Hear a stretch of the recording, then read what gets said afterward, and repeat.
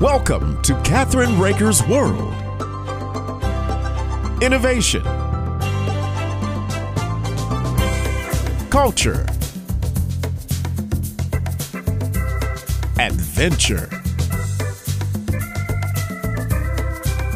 fashion and health, artists, destinations, traditions.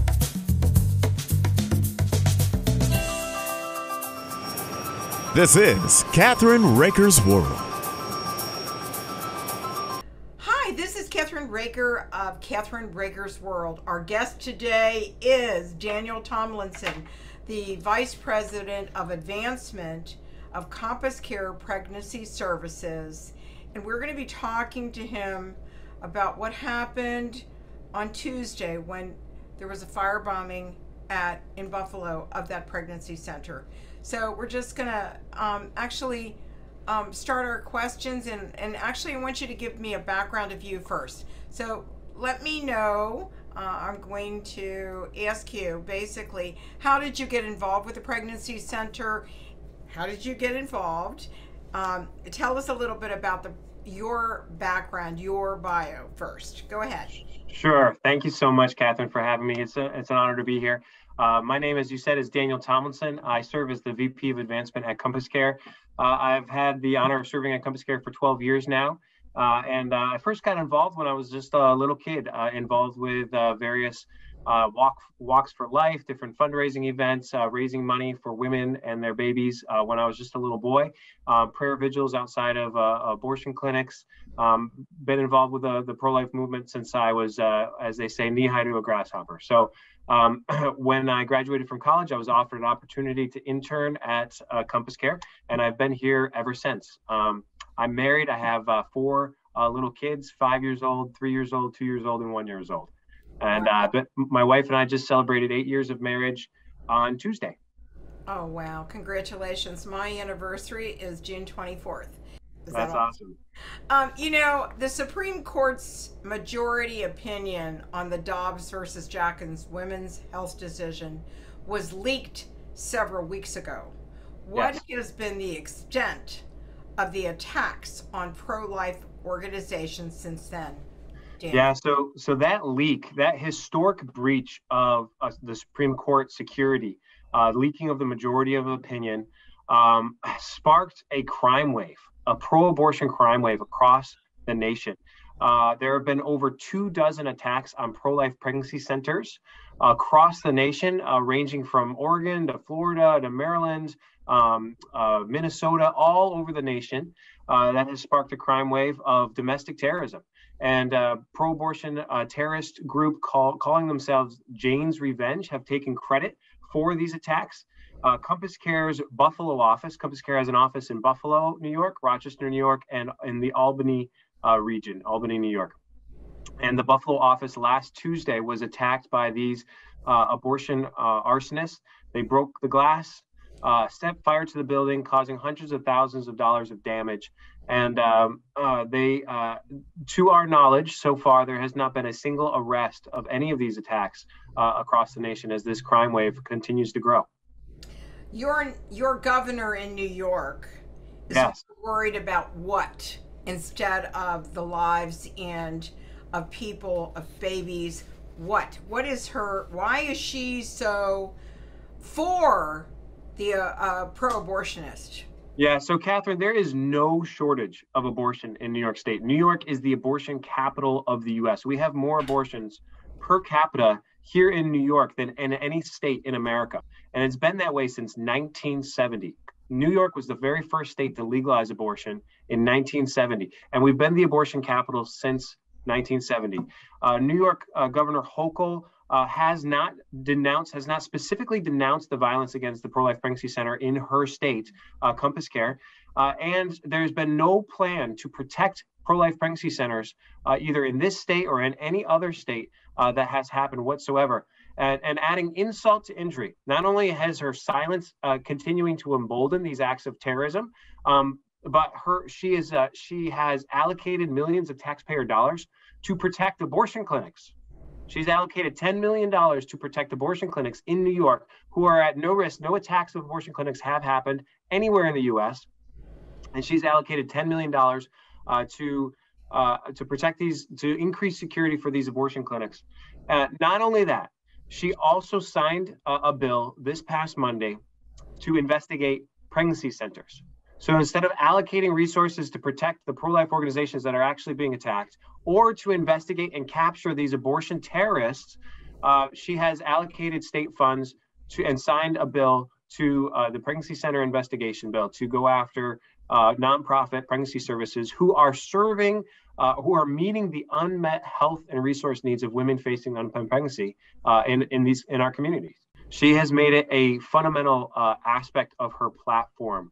She not only signed the pregnancy center investigation bill on Monday, she signed a total of six different pro-abortion bills into law on Monday. She's setting herself up as the most pro-abortion governor in the nation. Is she married? Not that I know of. Maybe that's probably why. Could be. I don't know. The other thing that I want to talk about, if you don't mind, is, and I had talked to you prior to this interview, you know, this whole idea that it's up to women to make the decision to abort a child, okay? There's another person in mind beside the child. That's the father or the person that, you know, help create this baby with God. Yeah. And what if they want the child to be born? They don't have any rights at all. What about rights for men that want the child and the mother doesn't want the child? Then what? Yeah, so abortion represents the greatest injustice in the history of mankind. Never before in human history have we so systemically and systematically dehumanized an entire category of beings. And once you've dehumanized the preborn child and allow for its murder of the weakest and most vulnerable in our society, the ripple effects of the ways that we dehumanize others, rob others of rights, just continues to escalate. So you're absolutely right. You know, the rights, the focus has always been on the right of the mother around bodily autonomy, ignoring the right of that baby to life and ignoring the rights of a father to protect his preborn child. He has absolutely no rights. You know, and the 1973 Roe versus Wade decision not only made abortion legal or allowed abortion through all 50 states, but it also completely dehumanized the preborn child. It said the word person does not apply to the unborn. This is the majority opinion of the Roe versus Wade decision. The word person does not apply to the unborn, completely stripping personhood and the rights of life, liberty, and the pursuit of happiness from an entire category of human being. And 65 million of those boys and girls, 65 million of those preborn boys and girls have been killed since 1973. Now, here's another thing that we want to talk about, if you don't mind. Sure. How it all started and what people don't understand about how it started, why it started with Planned Parenthood, why abortion was such a big deal for Margaret Sanger, and why she wanted to destroy the black race and the Hispanic race by aborting those children. That way, tell us the story about that, and where is she from originally? Yeah, so Margaret Sanger, for those in the audience who don't know, Margaret Sanger was the founder of Planned Parenthood, and Planned Parenthood is the largest abortion business in the world. They are the largest abortionist in America as well. And Margaret Sanger was a known eugenicist. She was a member of the kind of the political elite in the early 1900s. Most of the Western world embraced this kind of pseudoscience that we can create a social utopia by breeding out the undesirables and eliminating the mentally unfit from our society. And Margaret Sanger was a member of this. She was a firm believer in eugenics, and she was actually pen pals with a man named Adolf Hitler. And she also was born here in New York. She was born just a little bit south of where I'm sitting right now in Corning, New York. And she was one of, I think, of a very large family. I want to say 9 or 10 kids.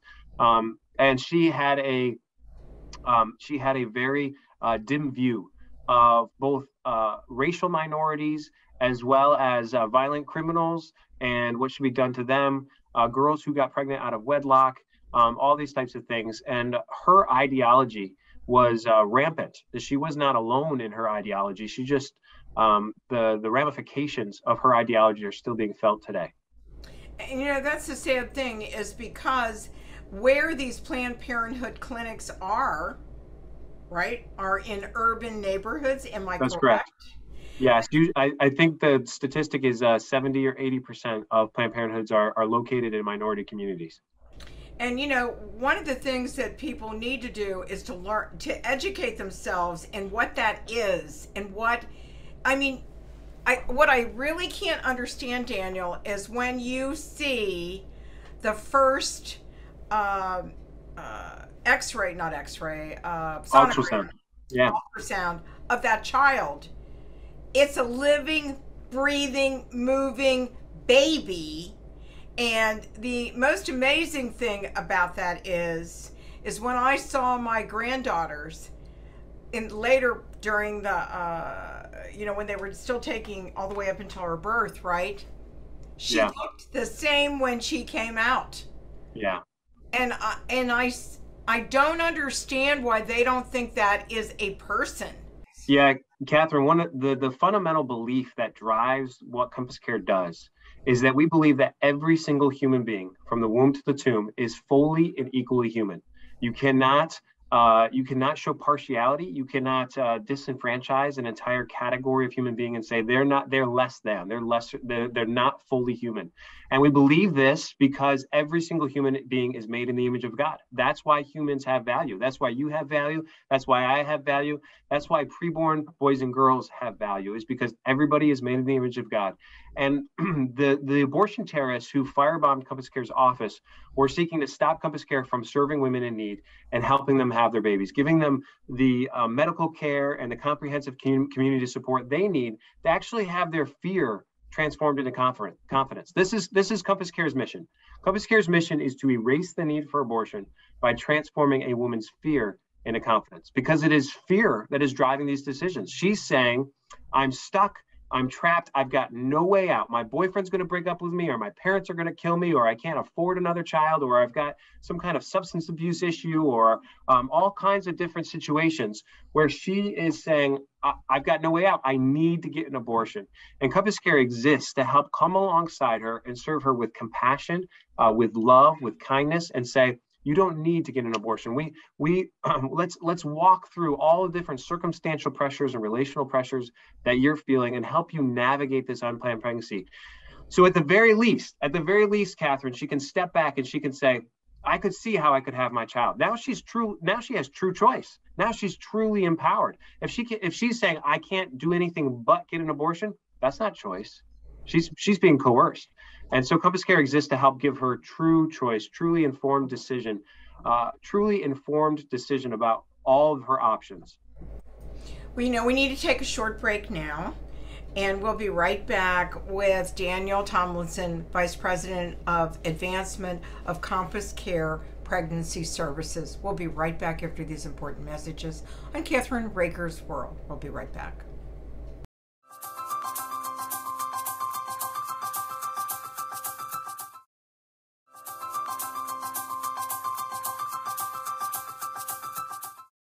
We are back on Kathryn Raaker's World, and the nice thing about our show is that we educate people on these issues that we really care about. Can you tell me, who is Jane's Revenge? Is it a man that started this? A woman? A group? Who is it? Yeah, so this Jane's Revenge is the group taking credit for these attacks on peaceful pro-life pregnancy centers all across the nation. They issued a communique several weeks ago talking about how they were going to continue to attack pregnancy centers. This is, again, in reaction to the leak of the Supreme Court decision that would potentially overturn Roe versus Wade.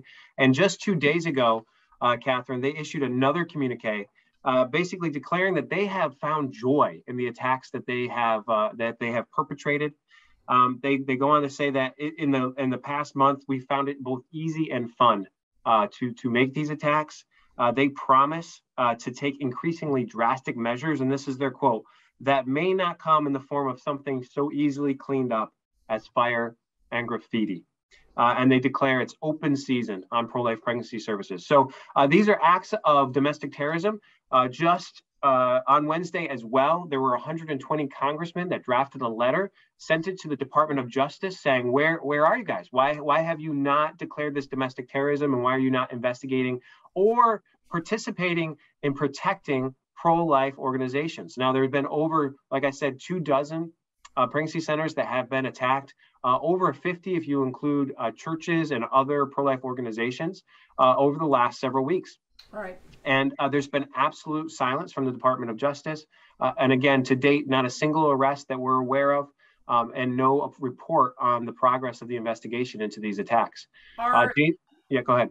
I was going to ask you, do you have people that have volunteered to watch out for the centers in case somebody tries to attack them again? Yeah, so CompassCare has beefed up security. CompassCare is a nonprofit organization where we provide all of these services to women free of charge. So they're getting all of this medical care, they're getting all this STD testing and treatment, abortion pill reversal, comprehensive community support.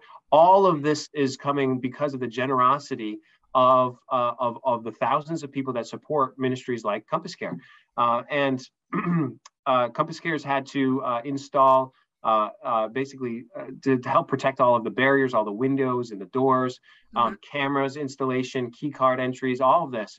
This has not just come at a cost, but it's also come as a, the morale of the nurses serving these patients is high. They absolutely love doing this work. They love these women. They want to help them during this very difficult time. So, we're in it for the principle, Kathryn. This is not going to dissuade CompassCare or any of the staff from continuing to serve women with ethical medical care. But at the same time, we've got to take proper precautions while relying on the Lord to continue to protect us personally. Well, the other thing is that think about what's going on with the speakers of the, actually the judge, the Supreme Court judges. I mean, Kavanaugh's house, which one? I can't remember which. Brett Kavanaugh, yep. Brett Kavanaugh's house was attacked. Besides, they tried to not kidnap him, but try to kill him. And Amy, I mean, think about that. And yeah, what we're seeing by this violence not being denounced and being stamped out or being taken care of, appropriate action being taken to both capture and to denounce this violence is an escalation of that. So it further emboldens further attacks by these abortion terrorists. And pro-life organizations will continue to experience them until those tasked with protecting, the job of government is to protect all of its citizens, not just those who agree with the prevailing government ideology. It's their job to protect them. And so the reality is that they this violent pro-abortion crime wave is a reaction against Roe versus Wade being potentially overturned. And the abortion empire, Kathryn, is scrambling to try to figure out what does it look like to still continue their abortion business if Roe versus Wade is overturned. What's going to happen is they're going to have to shift to a hub and spoke model. They're already starting to shift this way to a hub and spoke model. And so abortion will concentrate itself in places like New York State, Illinois, and California, which are going to keep it legal. More women are going to travel to here as abortion tourists to get their abortions in places like New York. New York Governor Hochul has already allocated millions of dollars to pay for women to travel to New York, pay for their travel expenses as well as their abortions. So CompassCare has a plan and one of the reasons the abortion empire is doing this, they're just trying to cope. They're coming out with this violence, and this violence is very much connected to the abortion industry. They're coming out with this violence because they're scrambling to cope with this changing, this shifting battle lines of the abortion problem. So CompassCare has a plan to serve the women in New York who are getting abortions, as well as reach all of the ones nationally who are considering abortion before they get on a plane and travel to an abortion hub state. And that's with an online platform, telemedicine platform.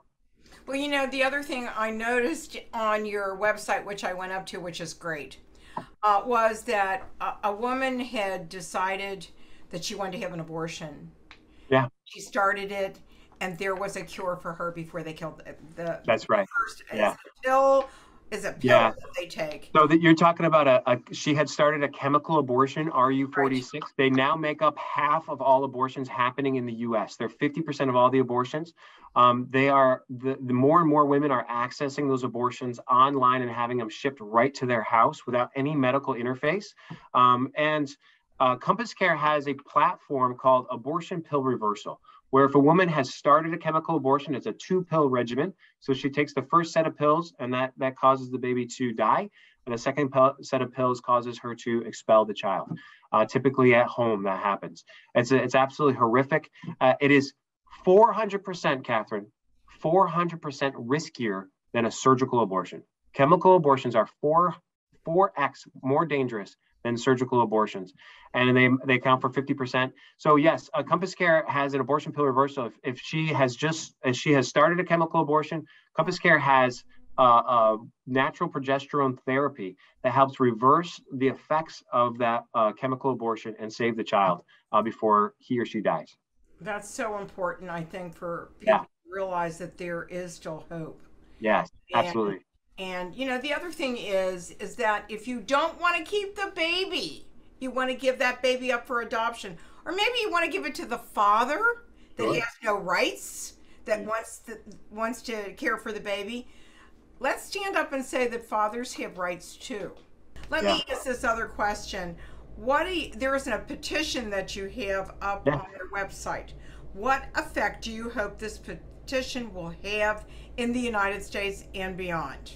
Yeah, so that petition that you're talking about is demanding that our political leaders stop the silence, that they actually denounce the violence that is happening against peaceful pro-life pregnancy centers, and create a plan to protect these centers from further violence.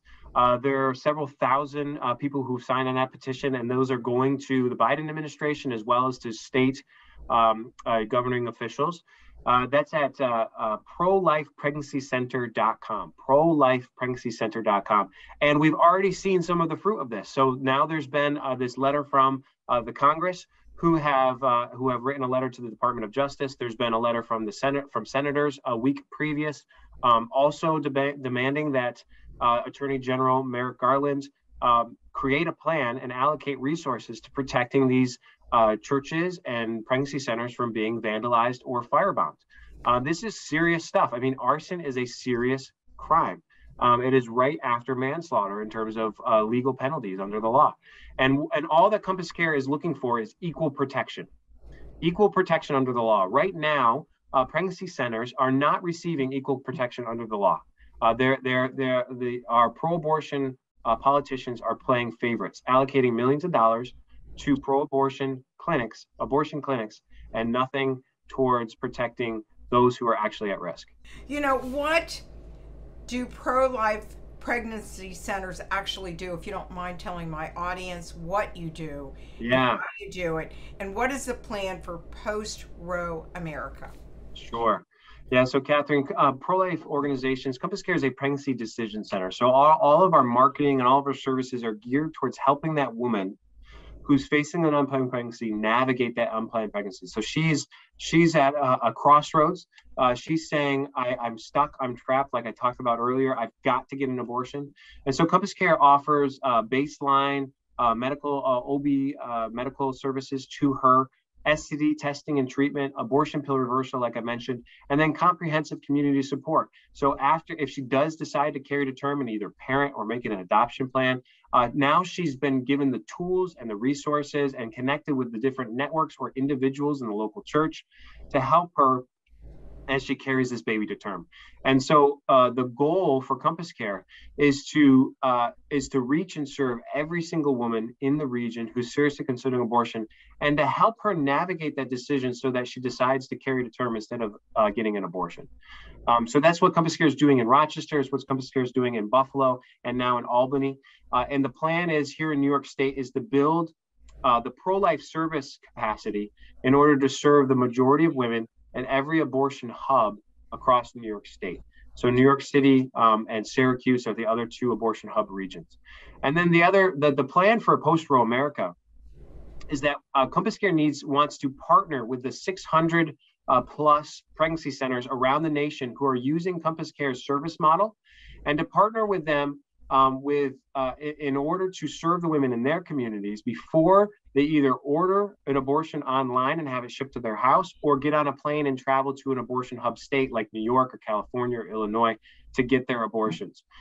In order to do that, CompassCare is building and has partnered with an online telemedicine platform to reach these women before they get on that plane or before they order those lethal drugs through the mail. I can't tell you how much I believe in your mission and what you're doing. As much as we can do to help you, to promote what you're doing, to promote life, because there are a lot of women that can't have children. Yeah. To have a child. And there's a lot of open adoption today where the biological mother stays as part of part of the life of the child. Yeah. And I think that's so important. Does the pregnancy center talk to fathers to be or fathers, or does it help them in any way? So if the boyfriend or the father of the baby does come in, they're very much encouraged. The nurse who's interacting with them encourages them to come into. If he, Kathryn, just to your point, if the father of the baby owns and takes responsibility for the decisions that he's made and the contribution that he has made towards this pregnancy, obviously it takes two to tango, right? And God. God's yes, right. Important in this, right? Yeah, and God. If he takes responsibility for her, she's much less likely to get an abortion. It's often the boyfriend or the father of the baby who's the one pressuring or just abandoning her and saying, whatever you want, honey, you go and make the decision. For those fathers who are pleading with them or saying, I'm going to support you, I'm going to do whatever I can to make this okay, and takes responsibility for his girlfriend or wife and their baby, the majority of the time those women will end up carrying their babies to term. Well, let me tell you, thank you for joining me. Thank you for the courage to stand up with the rest of the world that cares about life, especially yes, thank you, Kathryn. Yeah. And we'd love to have you back again and follow up with this story. Okay. Whenever you want. All right. And thank you for joining me today. And